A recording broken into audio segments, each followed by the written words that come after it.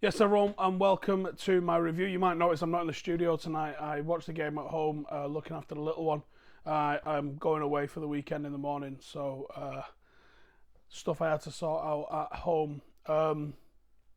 Felt weird watching a game on my own. I haven't watched a game on my own for so long. It was different, I guess. Don't really get to watch many games at home on my TV at home. Well, that's obviously why I'm doing this in here tonight. I've got some questions from the lads on Discord. As the title says, the quality isn't there.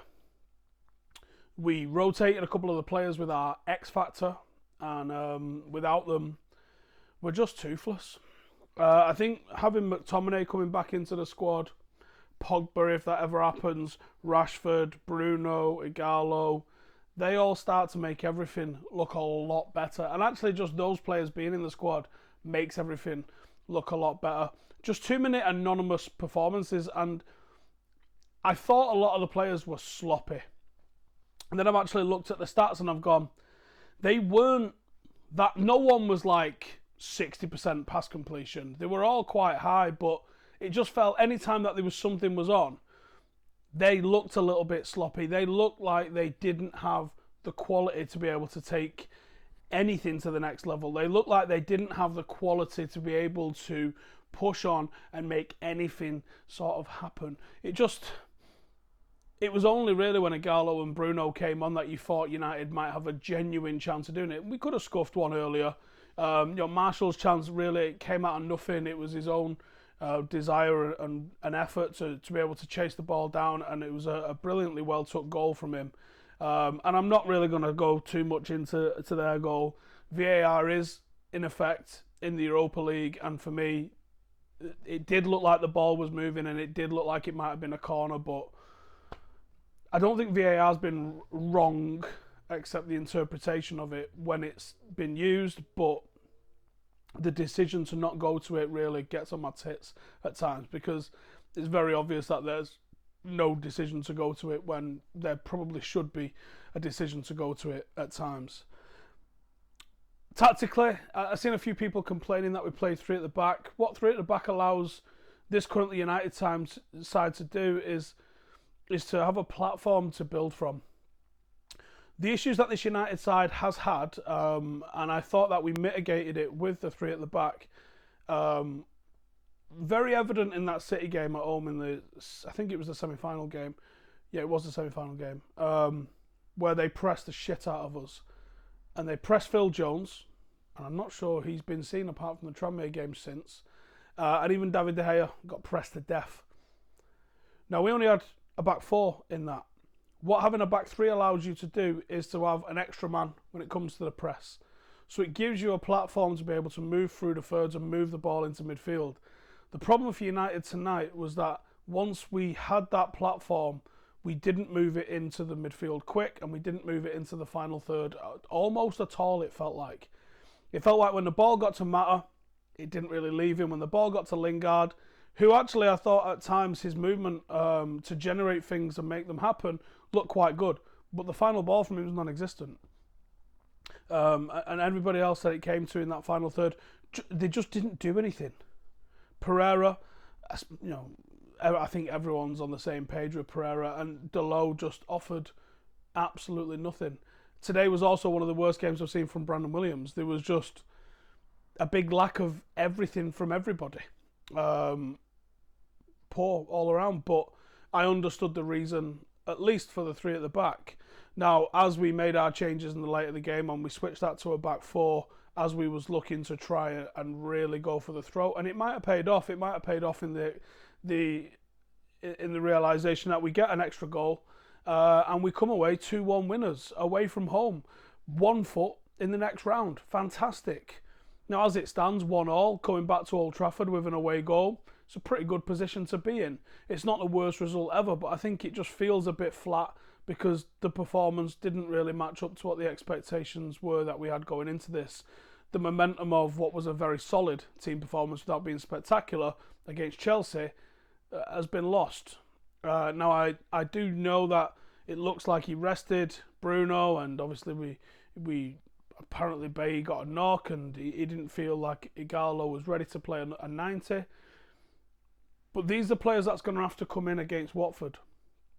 And supposedly, like, we might even be seeing McTominay against Watford too. These are things that definitely need to happen, because if they don't happen, Watford will turn us over. And as mad as it sounds, we've had so many opportunities where you can go, that's it, top 5's done. And then you go, actually everyone else is well shit as well. And you go, how are we even in the fucking hunt for top 4, top 5? Did I say top 5? I meant top 4, but if I said top 5, I guess it kind of fucking fits. Do you know what I mean? The fact that everyone else is so bad as well kind of has given us a lifeline, when in reality, we shouldn't even be anywhere near this. We've been so fucking bad. And what do I put that down to? Is that down to Ollie? A little bit, I think. I think a little bit at times. Maybe he overtinkers sometimes. Maybe he doesn't have a choice with the personnel that's available. But I understand why you want to rotate. You don't bring in someone like Fernandes and then just crucify the guy by playing him week in, week out. You nullify probably your most effective player currently, at least, anyway. You know, Ighalo hasn't played competitive for a couple of months. Yeah, I guess he's not playing 93 times in 1 week, and the first time he arrives in Manchester, you're going to fucking kill a guy. So there's lots of reasons for why he's selecting the 11 he's selecting. I just think the continual selection of Lingard and Pereira, and possibly Mata in the same team, what are you looking for different for them? Okay, physically you're looking at Pereira's got a little bit more than the other two. Energetic-wise, you're thinking Lingard's probably got a little bit more than the other two. Touch, game intelligence, Mata's got a bit more than the other two. But fundamentally, you've got 3 essential number 10s here that aren't the complete number 10. They've all got huge flaws in their game. And this is where there's 2 sides to this. This is where I see people going, fucking hell, if I'm Angel Gomez, I'm definitely on if I can't get a game above those. Or what someone should be saying to Angel Gomez is, Angel, you're fucking better than all 3 of them. Sign the fucking contract, mate. You will be playing football. That's the way it has to go. The fucking tail doesn't wag the dog. Not when the dog's Manchester United, at least. Angel Gomez, sign the fucking thing. You would have been in the team tonight. I'm almost certain of it. Not having Mason Greenwood is also another nightmare for us as well. So when you've got Dan James, who desperately needed a rest, he got the rest. Sound. Mason Greenwood, don't know what the crack is with him, got a knock, whatever. Or ill, I believe he might be. You can't pick him. You're looking at Tony Marshall. If Tony doesn't deliver, our options are non-existent, which is why someone like Ighalo was brought in for us. But this is the situation that United find ourselves in now. We are absolute threadbare. And when you go, why is he picking him? Because that's all that's available. That is all that is available. The only position that we've got any sort of luxury in is possibly centre half. Outside of that, there's not a lot. Wan-Bissaka got a night off tonight. Hopefully that does him in good stead for weekend. Like I said, there's issues all over the pitch, and Romero didn't have the greatest of games tonight as well either, being normally so solid. I'm not going to go too hard on it, and I don't think it warrants anyone flipping out. And if you're in that sort of vibe, well, 1, you're in the wrong place, and 2, I just don't agree with you. A goal away from home, didn't lose the tie. Not bad. A score draw away from home. I think Sir Alex Ferguson would tell you is a fucking great result. I just think all of us would probably agree that it doesn't feel like it. And let's be honest with ourselves, they weren't great. They pressed a little bit and they were very energetic. And that Dennis is probably going to make a few headlines. Very well taken goal, although I'm not sure it should have stood. But fundamentally, they're not an amazing side, and we probably should have dealt with them. Right, I'm going to come to the questions from everybody on Patreon and see what is being said. I did get a bit of an update about Pogba, but the update makes fuck all sense and is entirely contradictory. I'll post that over the weekend because I still don't even know how to say it, because the 2 sentences I'm going to say are back to back and contradict themselves. I'll just tell you what I was told. Righty then. Bruno, man of the match. I don't know who was man of the match, to be honest. It was so flat, wasn't it? I don't know. Delo isn't good enough, is he? I don't think so. These are the kind of games that Young used to thrive in. Yes, because he found his fucking level. Should we keep faith in Lingard and Pereira to develop further? I think if you're talking about development, you could see Pereira, if he changes. So his mentality that has to change. Everything else about him, his ability on the ball, his bravery, his physicality, his fitness, his touch, all of the things for Pereira are there. And I think there's almost like, he's not even close to the level Nani was, but there's the element of, Nani was frustrating surrounded by world-class players. Pereira's frustrating surrounded by fucking ordinary players. So it probably annoys you more. I reckon Nani's probably way better than what Pereira's ever going to get to. But it's the same sort of level of like frustration that you have with him, what you had with Nani because of what was around him, I imagine. He might get it. But, he's not young now. I think he's 24, I think. He ain't that young. You know what I mean? And obviously Lingard, the joke is that he's a young player. Literally, one guy on Sky Sports said he's a young player. What he meant was an academy graduate. Whatever. What formation should we start with at Old Trafford, says Danny. That's actually a really good point. And I don't know yet. I might watch a little bit more of Bruges to try and get some sort of an idea because, honestly, I'm not sure. I think that the three at the back mitigates a few of the things that you're likely to see from them, especially the press. And I would think away from home, they're probably going to press and counter really well, and three centre-halves might actually deal with that, as long as Shaw's not one of them. And Shaw's not been shy in these games, but he's also not been good in these games. And I think if he was going to play a back three, the one that I chose in my preview with Bailly, Lindelof and Maguire, I think that looks a lot more assured. And I want to know what's going on with Axel Tuanzebe as well, because he should have been racking up the games this season. The opportunity was there, just not been fit. Honestly,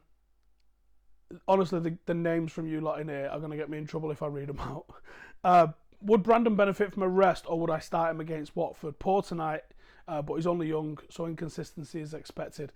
Yeah, do you know what? I actually thought about this because I did see that question when I opened up Discord, and I was thinking about it before I went live, and I actually don't know the answer. And I don't know what I would do, to be brutally honest with you. On one hand, I think he is our best left back. Left wing back, I don't think suits him. And I don't understand why the massive difference. I just don't think it does suit him. I think he's much better when he's got that entire sort of area to patrol. Maybe it's that he doesn't blend with Luke Shaw very well. That could be it. But he doesn't look good as a left wing back, I don't think. I don't think that suits him. I think left back is where he belongs. Left back is his position. But I would agree, he has looked a little bit off the boil. And inconsistency is expected in young players. I don't know. My gut instinct tells me that Sir Alex would have pulled a player out in that inconsistency. But I think it depends on the individual. Because if the individual is going to get in their own head and think, oh, this, that and the other, that might not be good for them. It might be the sort of player where you play them through it. Wayne Rooney was one that you played through it. Now, obviously, the levels of Brandon Williams and Wayne Rooney are fairly far apart, but we don't know where Brandon's going to end up, and we don't know what sort of mentality and personality that he's got. Does he respond well to that, or would he prefer to be, bring him out of the team for 3 weeks, work on these 2 or 3 things that you think he's either really good at or really deficient in, and give him the confidence then before he comes back in, find the right game for him. If we were playing Wolves, I'd love to see him up against Adama Traore again. That's the sort of game where he thrives. Maybe you find an opposition where you go, right, this guy's going to give you a nightmare. In you go, you're the man to stop it. Has a fire been lit under Tony's arse? I still think he's a little off the boil. I mean, the finish tonight in isolation was absolutely outrageous, but I think aside from that, he's still not been there, I don't think. Blake, should we pay attention to this formation of a sign of what he wants to play, or is he just using what's available to him? I think with no McTominay, no Rashford, basically the 2 up front allows you not to have to play a left winger, a right winger, and a striker. Now, I like it, and I think Paddock FC, when we're looking at doing these 11v11s that we're doing very soon, one of the 11s will be probably not the way Ollie uses it, but a 3-5-2 of sorts and a 4-3-3. and we might mix players in between the two, but I would want Paddock FC to have both formations, because I do like a 3 at the back for certain things, and I do like a 2-striker system as well, because I think so many people play 4-2-3-1 or 4-3-3 at the moment that one striker for generally a back four is very easy to cope with. So I want to play a forward pairing, and I do think we've got a couple of good forwards, and I'm going to try and use them guys and see if we can cause havoc by going man and man against the two centre halves, and then obviously the wing backs pushing back the full backs as well. So I like both formations. Ollie did play a 3 at the back quite a lot at Mulder. He played a 3-4-3 and also the 3-5-2. But none of them look like what this looks like now. They were all slightly different. I would say, at the minute you sort of see either a 2 with a 10 behind. They're the one he played like a single pivot with 2 number 8s, which I still think would be brilliant for this team. Any potential saving grace to Jesse and Andreas at all? If Jesse's willing to stick around and be a squad player, I think his off the ball stuff's worth having him around. He's not cost us anything. Andreas, I'm not sure. Like Jesse, I think can do you a job, certainly a defensive job in a certain game. Andreas, I don't think he can do that job. I think he plays too selfish. Jesse's definitely more of a team player. I just think he just lacks the ability. So I would go with Jesse to stick around as a squad player, but Andreas, if Andreas, Delo, and you can even throw Jesse into this with what's going on with the Raiola thing as well. If they're all still at the club next year, the rebuild isn't happening. Can I tell a Brandon Williams critics to give it a rest? It's one game. He's been so good for us given his age and experience. Yep. It's going to happen. People just want to vent and can't be rational about criticism. All criticism has to be, he's shit and should never play for us again. And if they have an half decent game, he's amazing and he's the best player ever. There's nothing in between. Lingard is so back, I think he means bad. Even Bex wouldn't take him into Miami. Does Ollie need to start Fernandez and Igalo in the second leg now to ensure we go through? I think so. Did Fernandez prove he can create against deep opposition? Yeah, I think he did. I think, like, I haven't seen the stats of it, but it felt like when he was on, the chances of us scoring a goal went up. I don't know if that's backed up by any sort of data, but it felt like we were more dangerous when he was on the pitch. What do I make of the defensive performance tonight? Even with a back three, we looked shaky at times. Felt the centre-backs were out of position quite a bit. If Brugge had more quality, it would have been a different game. Yeah, I probably agree with you. I also think Delo doesn't offer you a great deal defensively. That should be mitigated by having a genuine centre-half behind him, and he should be allowed to go and do that. Luke Shaw, for me, he might look okay on the ball and he might do some match of the day style tackles at times, but I think his general positioning doesn't instill confidence, and he is someone you can target in the air. I don't know where you apportion the blame to their goal from. It was extremely well taken from Bruges. It was sloppy and everyone had switched off from United side, but I just don't know what the protocol is for defending a goal kick like that. Do we just have to be quicker? And maybe the three centre halves have to get back faster, because they were nowhere to be seen. It was I think it was Delo and Williams that was chasing him down, wasn't it? Is Fernandez already our best player, not named Paul Pogba? Might be. Yeah. I think he probably is, actually. And do you know what? I was thinking about this when I was talking about De Bruyne the other day. I think De Bruyne is better, on the whole, than Pogba because... probably because of a few things. And people will be like, because of fucking loads of things. But I think there's a few things. I think consistency is a big one. I think the consistency of De Bruyne is frighteningly good. And I'm extremely jealous of City for having someone like De Bruyne. But I think Paul Pogba's ceiling, an individual match, is higher because of the physical nature of Paul Pogba and his ability to do the genuinely spectacular. I think that Paul Pogba can have a game that elevates himself above De Bruyne on an individual game basis. But the average standard game that you get out of De Bruyne, I think he's probably 2 or 3 levels higher than what you get out of Paul Pogba on his average day-to-day game. Now, there's a lot of revisionism going on about Pogba, with him being worth 50 mil according to Real Madrid. Well, that's a fucking disgrace. You tell me what Sean Longstaff has done to be worth 50 million. If that's the valuation of what he was last summer, and Paul Pogba is only worth 50 million now, I don't think so. Commercially, he's worth 50 million, let alone what his ability is as a player. He's done nothing this season, but that's because he's been injured. If you look at his contributions last season, I think he was top in every single statistic for United. Everyone, from key passes to assists to goals, everything was Paul Pogba. Now, I don't think United fans would be sitting here telling anyone that it definitely worked with Pogba and he was a success. I don't think he has been a success. I think our expectation of him was to come in and be this generation's Robbo, and he's not been this generation's Robbo. And for all of the people that say, do you know what, I can't blame him, we're shit, he's every right to go.